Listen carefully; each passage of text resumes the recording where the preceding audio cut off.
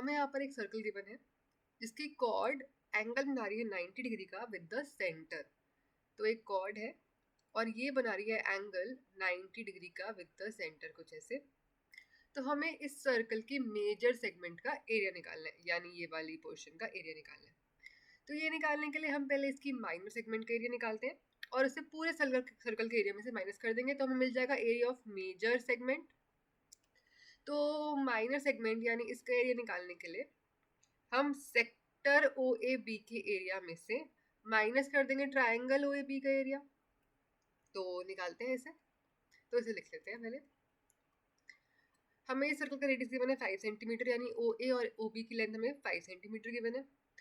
हमें पता है सेक्टर का एरिया होता है theta by 360 into pi r square. हमें थीटा यहाँ पे 90 डिग्री गिवन है और रेडियस 5 सेंटीमीटर। पुट करते हैं इस फॉर्मूला में, सिंप्लीफाई करेंगे तो ये आ जाएगा हमारा सेक्टर का एरिया। हमें क्वेश्चन में गिवन था कि हमें एरिया पाई की टर्म्स में ही निकालना है, इसलिए हम पाई की वैल्यू पुट नहीं कर रहे। अब हम निकालते हैं इस ट्राइंगल ओ ए बी का एरिया। हम देख सकते हैं कि ये 90 डिग्री है, यानी ये हो जाएगा हमारे ट्राइंगल का बेस, ये हो जाएगा ट्राइंगल की हाइट। ट्राइंगल का एरिया होता है हाफ बेस इंटू हाइट, तो हाफ इंटू बेस है 5 और हाइट भी है 5, तो ये आ जाएगा हमारे पास 25/2 सेंटीमीटर स्क्वायर। अब हम सेक्टर के एरिया में से ट्राइंगल का एरिया माइनस कर देंगे माइनर सेगमेंट का एरिया निकालने के लिए, तो इसे लिख लेते हैं। तो हमारे माइनर सेगमेंट का एरिया आ जाएगा कुछ ऐसे।